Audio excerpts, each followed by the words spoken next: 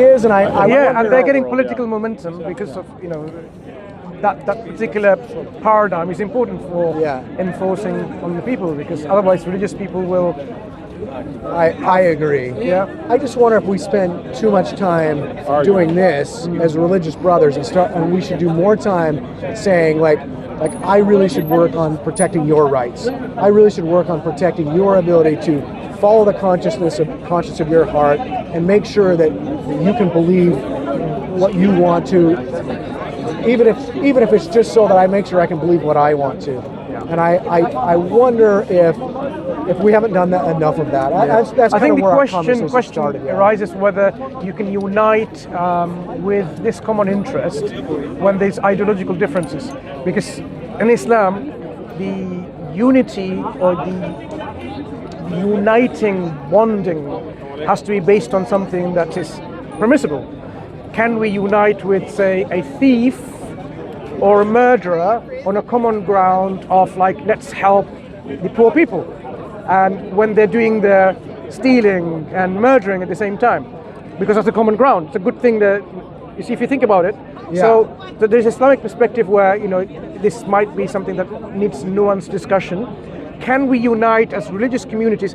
The whole idea of interfaith often dilutes down to so much where they had to compromise their own religion. So the whole idea of, I've seen many examples, the ideas of religious exclusivity. Do you feel like your religion, or being a Mormon, for example, you are exclusively guaranteed salvation, and all the others who are not followers of this faith, so you don't have, but other religions, they have only the understanding that the followers of this particular ideological understanding, apart from that, they are not saved. So you can't have God saving the believer and the unbeliever at the same time, otherwise he's not just. Where is this justice of God where he lets people going to heaven when they are actually ungrateful to him, or he's unjust to him?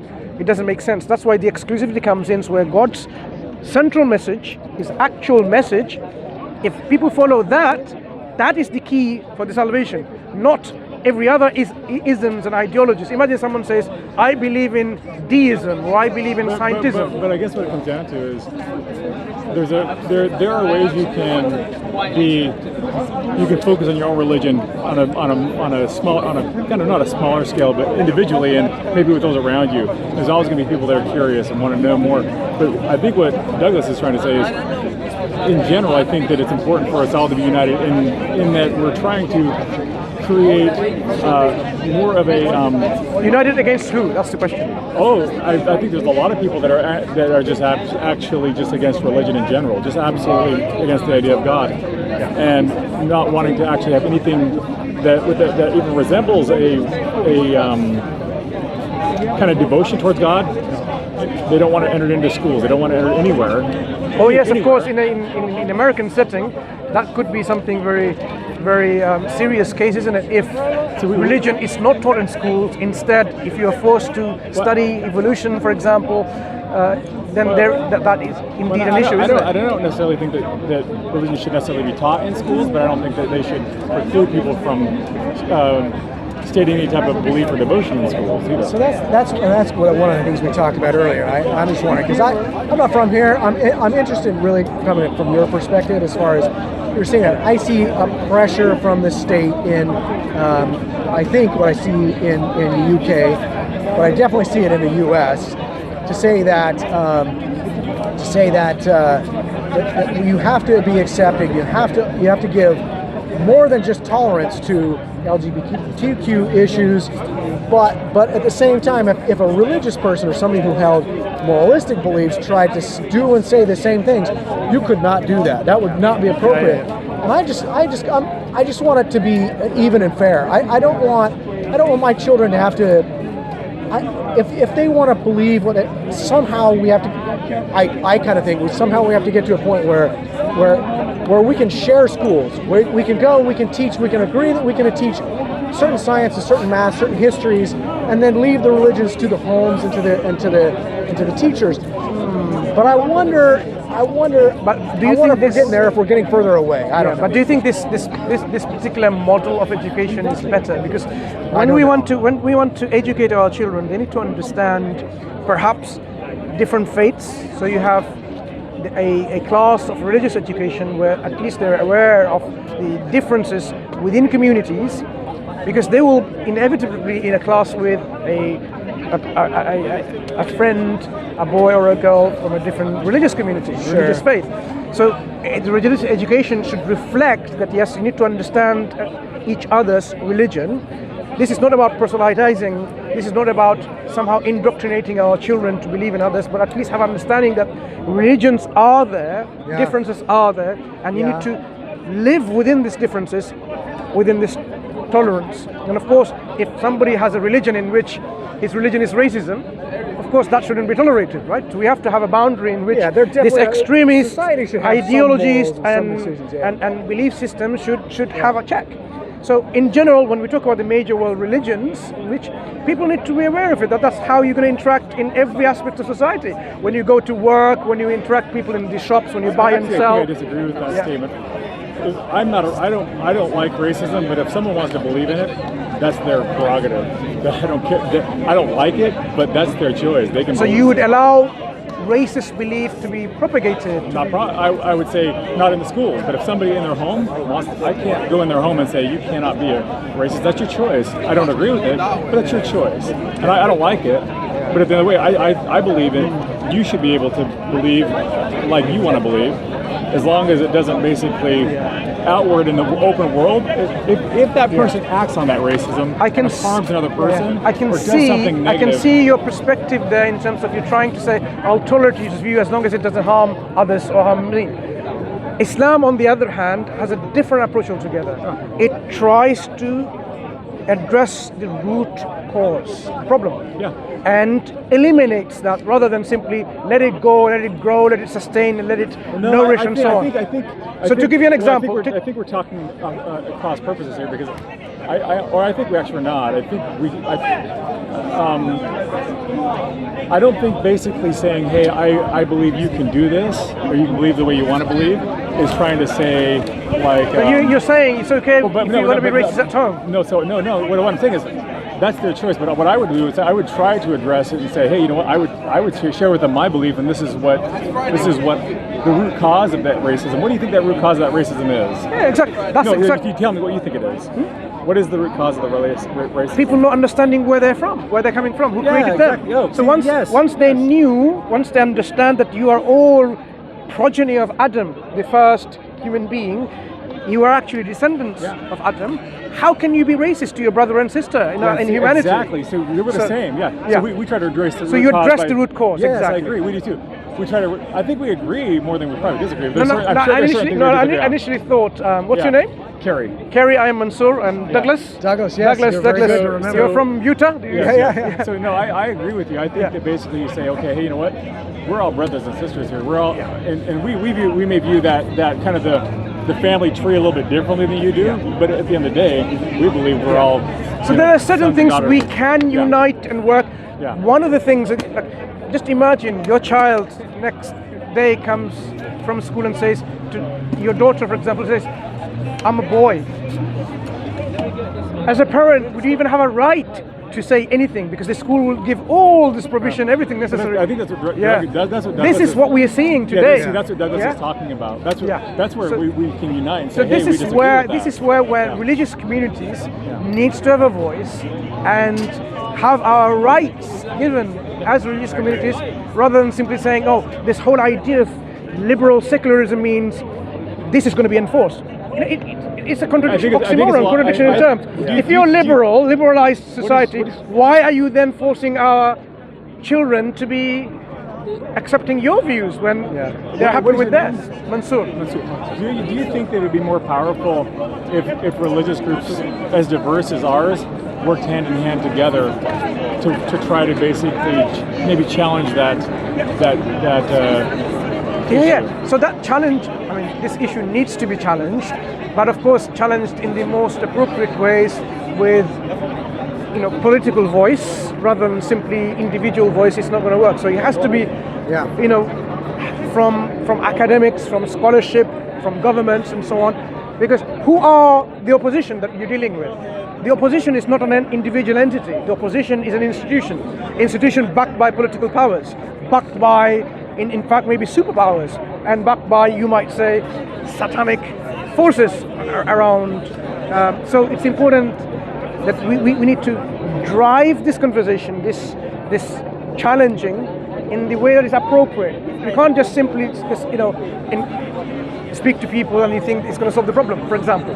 It has to be challenged in a particular way, it has to be channeled in a particular way, and it has to address the root problem of who's controlling the narrative, who is in the control of the direction of the narratives. I'm talking about narratives of LGBTQ, all these issues of liberal, secularist ideologies where there's no belief in God and atheistic understanding.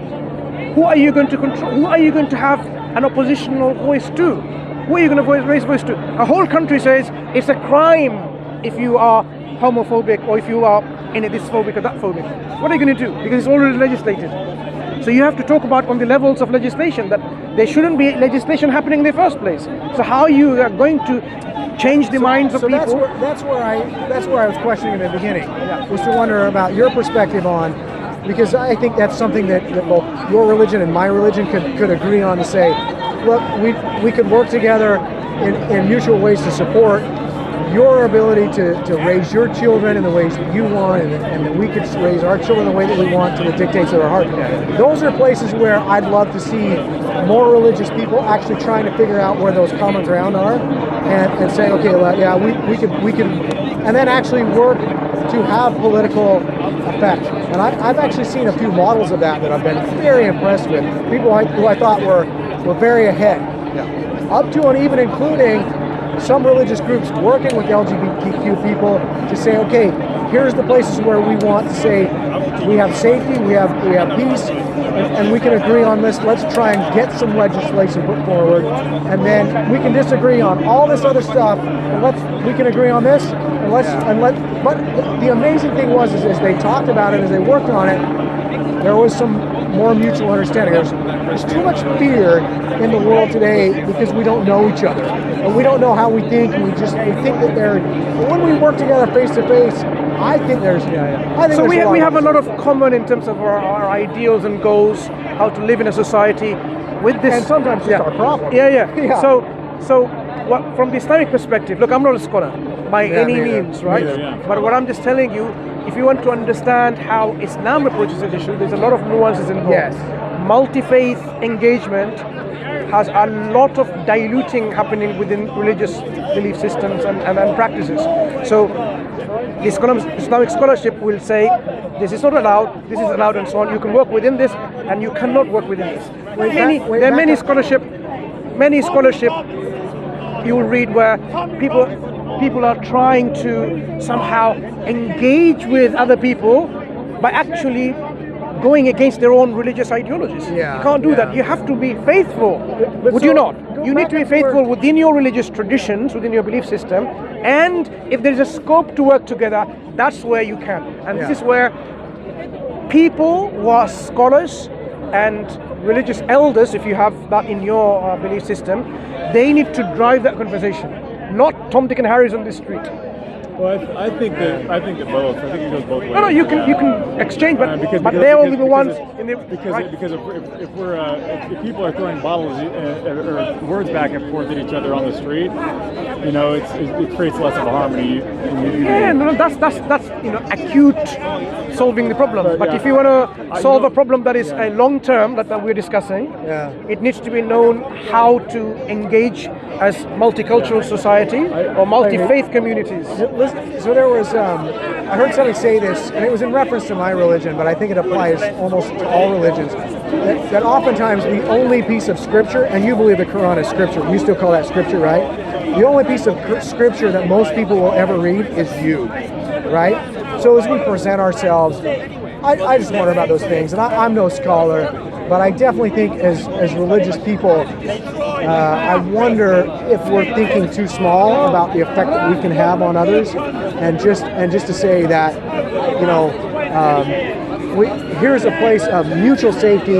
Here's a place of mutual peace. I definitely believe that there is salvation attached to certain things, but I also think that there's peace in this world, and I really believe that many of our greatest teachers were prophets of peace. There were definitely wars and difficulties that had to be done in order to, but I also think that God is a God of peace as well. So, as I said, these exclusivity claims of religion needs to be taken into context of any kind of interfaith community discussions, and then you can see whether there's a permissibility options of having this engagement together, working together or not. As I said often, if you don't have that in place, then there will be a lot of diluting of your own ideologies, and you will actually fall short in actually believing in your fundamental concepts. You might have to say, you know what, it's okay, like, you know. I think what you can work towards. Do you think, or actually, I'd like to ask, do you think that from interfaith concepts you can actually work together and say these are the 2-3 things that we can do together? Because they don't contradict any of our truth claims. So I mean, I would leave that with people who are specialized to make that judgment. I'm kind of out of my depth on that as well. I want one other thing though, is a little off the topic. Is I really like your coat. I think that's awesome. That's a really cool coat. And where are you from? Getting cold. Are you originally from here? No. Where are you from? I'm from the Indian subcontinent. So guess where that? So that's India, Pakistan, Bangladesh. Okay. All together from that region. Yeah. How long have you been here? Long enough, I think. Many years. I can tell you how long I've been here. It's been one day less than a week. I'm going to be here. We're just traveling. You're traveling, busy, going back. So, yeah. Awesome. Yeah. Hey, this has been great. It's a pleasure speaking to you. Phenomenal. Thank you so much. Because you're quite, trying to work together, it's worth reading the Quran to get the perspective the Quran has. I have. Hey, we ran into somebody passing them out the other day, Yeah. and I thought to myself, I have not read enough on that. It's a religion of nobility, and maybe that's the wrong term, but wonderful. You're doing some wonderful things, so I thought I probably need to educate myself more. Douglas and Kerry, right? I should Yeah. have parts of lots of parts of it. Thank you. Safe journey back home. Wherever you're going. Yeah, thank Appreciate you. it. Nice to meet you too.